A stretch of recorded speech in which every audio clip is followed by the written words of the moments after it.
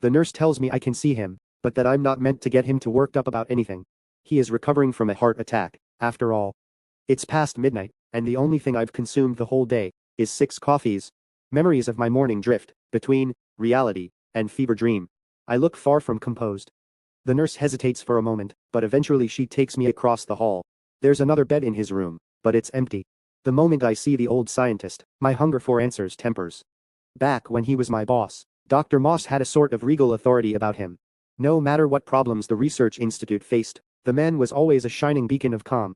Even during the staff picnics, when Dr. Moss ditched his bow tie and replaced it with an apron at the grill, he exuded dignity and poise. Up until this morning I had never seen the man panic.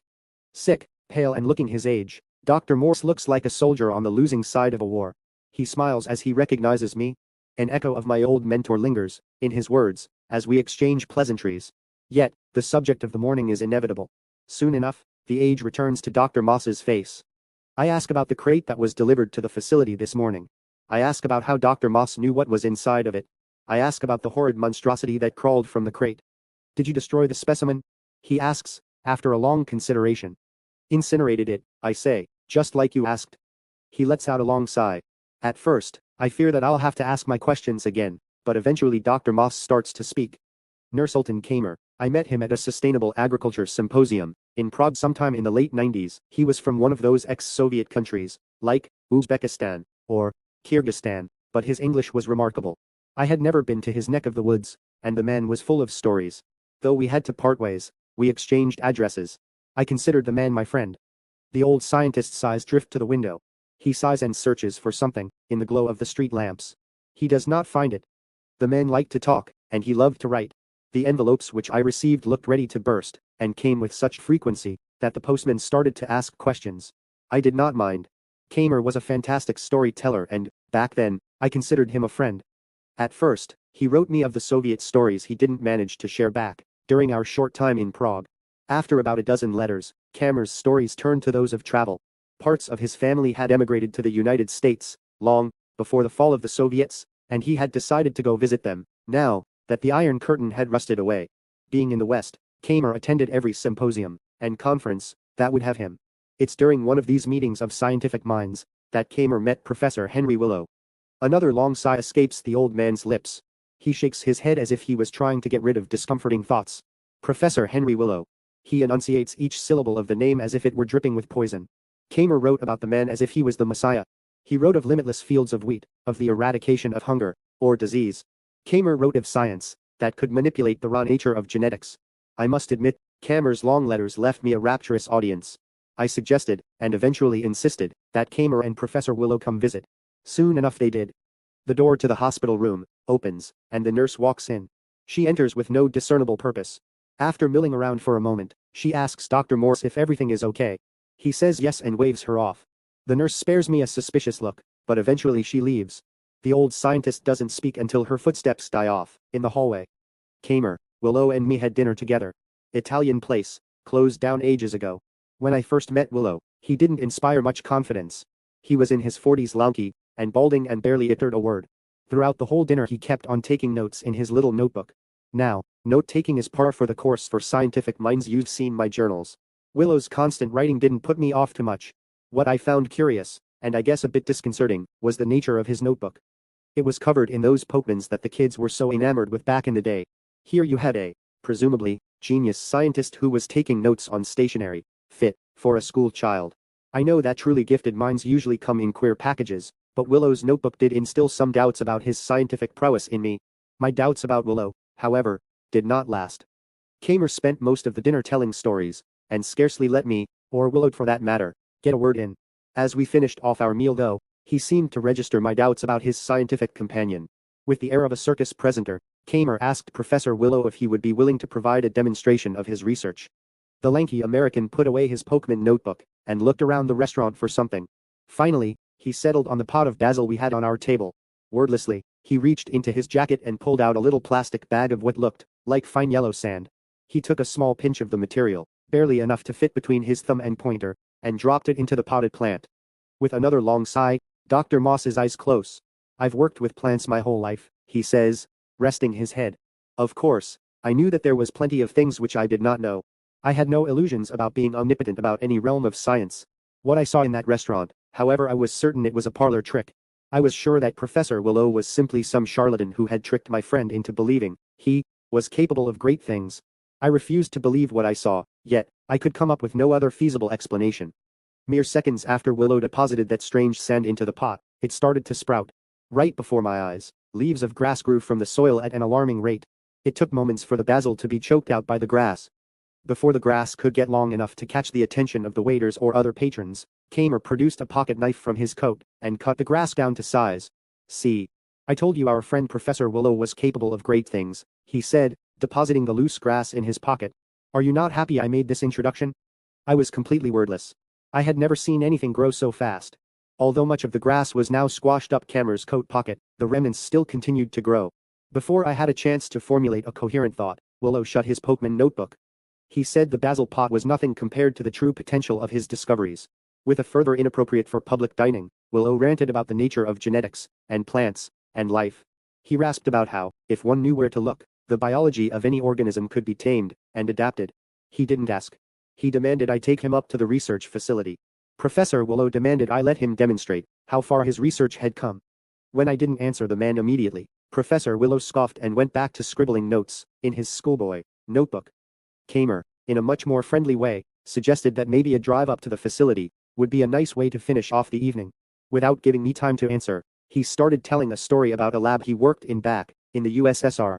Halfway through the story, Kamer stopped and started to wonder whether there might not be an empty garden plot at the facility.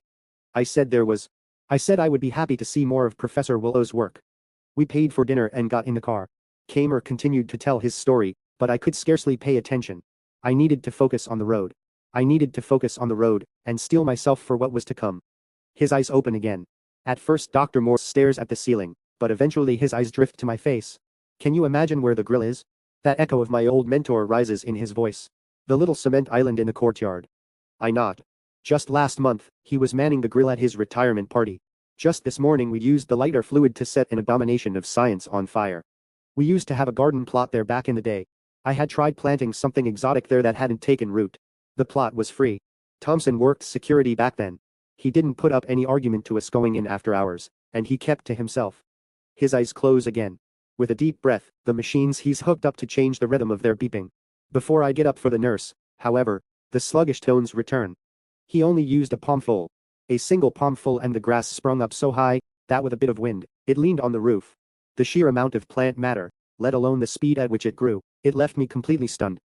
As I looked at the grass sway above, nearly covering the moon, Kamer gave me a cigar. He spoke of how Willow's research could be adjusted for different crops. He painted pictures of a world free of hunger, free or wars over resources. Kamer spoke of a science that could usher in a utopia. Willow did not smoke with us. He watched the grass with a furrowed brow and, occasionally, when a thought seized him, he scribbled it into his colorful notebook. It took me a long while before I was able to speak, but when I could, I asked how Willow had made such discoveries. Professor Willow, in something resembling a calm demeanor, explained to me that the instruction came to him in a dream.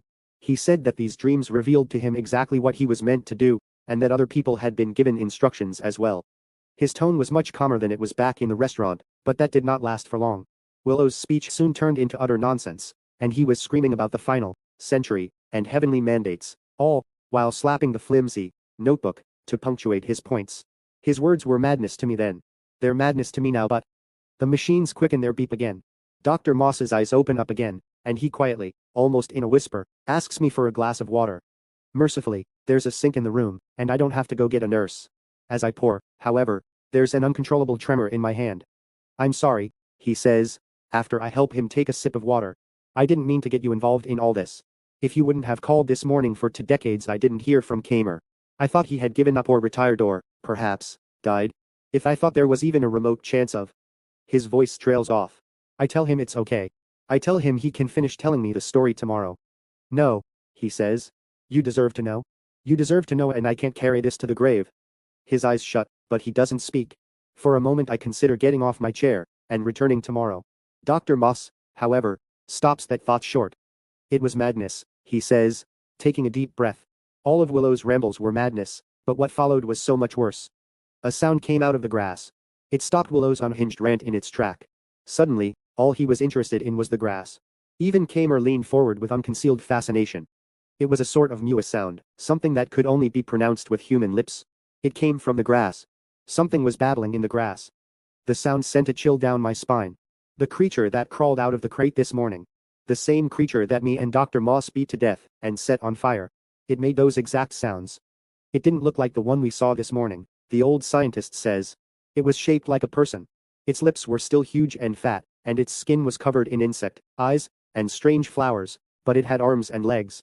The thing crawled out of the grass, babbled at me with its inflamed lips, and then died. Willow noted another flurry of thoughts in his notebook. Kamer, on the other hand, was full of promise. He celebrated how the grass had managed to create a living, breathing creature. Sure, it died right on the spot, but there was research yet to be done. With a little funding, Willow's technology could be adjusted for organisms that could survive past a couple breaths, for livestock, for more solutions to world hunger. Before Kamer could start to speak about the intricacies of funding and how my connections might help, I told the man to stop talking.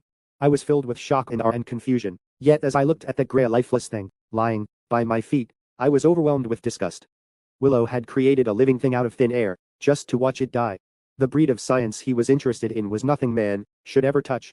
I ordered both Kamer and Willow out of the facility. Thompson would call them a cab. I had no interest in letting the two men back into my car. I spent most of the night burning any evidence of Willow's demented science, and when the soil in the courtyard kept on sprouting grass, I had it replaced with cement. All I kept from that night was a sample of one of the flowers, and that was purely because I wanted to assure myself the whole night was not mere phantasm. Kamer never wrote to me again. A couple years after that night, however, I received a slim envelope with a letter written on Pokemon's stationery. It was from Henry Willow. The message he had for me was curt, yet the entire letter was bunched up into a corner of the page, as to not cover any of the creatures in the background. Willow and Kamer had found a safe refuge out east, at the United People's Institute of Science. The institute would help facilitate Willow's research, and its true potential could be reached. Willow would prove me wrong, and engineer living creatures into existence. He would create life and prove me wrong. He would prove me wrong, and when the final century came, him and his beasts would rule the earth. Out of curiosity, I looked up this United People's Institute of Science. It was an old Soviet research facility, and there was sparse information about it. The only thing I could find out was that it got shut down in '92. Maria, I still had so many questions, but I so desperately wanted to forget. With the little I knew about the institute, I decided it was closed, and that Willow was a madman destined to fail. I decided to let the whole affair out of my head, and now. His words drift again. The machines he is hooked up to start to quicken their pace once more. I tell him it's okay. I tell him we're safe. He shakes his head again. And now we just have to hope we never see Professor Willow's vision of the final century come to fruition.